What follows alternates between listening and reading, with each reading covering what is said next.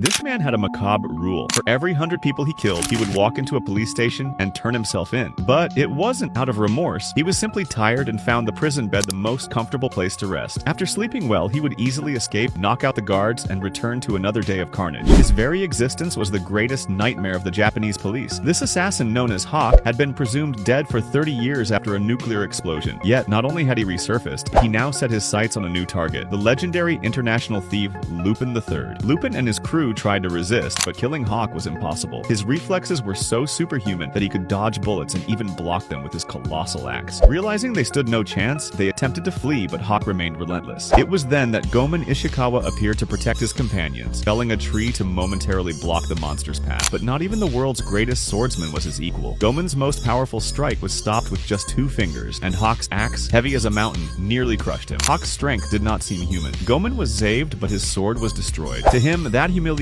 was worse than death itself. Dishonored, he isolated himself in the mountains to train, determined to reclaim his dignity and defeat Hawk. Yet the memory of his defeat haunted him. It didn't matter if he trained against sharks, endured fire, or withstood the force of a waterfall. The shadow of Hawk's axe weighed on him like a mountain. 3 days passed without food, his body battered and infected. Worse still, time had run out. The son of his former master, who had indirectly been killed by Hawk, gave him 3 days to avenge his father's death. Failing in his mission, Gomen was betrayed and beaten by those who had hired him, mocked for both himself and his sword. Just when all seemed lost, something awoke within him, a newfound clarity. Suddenly, he could predict his enemies' movements before they even happened. With his sword in hand, he struck like lightning, cutting them all down. Standing before his master's son, he did not dodge the bullet. Instead, he accepted it as a way to repay the debt to the man who had once helped him. Yet afterward, with a single strike, he shattered the gun and sheared the young man's hair. His purpose was clear: defeat Hawk and reclaim his honor. Meanwhile, Hawk continued hunting Lupin and Jigen. The two tried hiding in a temple, but were discovered and gravely injured. At the moment they were about to die, Gomen reappeared to save them. He unleashed his fastest strike, but once again Hawk caught it with his fingers and hurled him into the ceiling. Enraged, the assassin destroyed the temple's columns, bringing the entire structure crashing down. But this time, Gomen had ascended to a new level.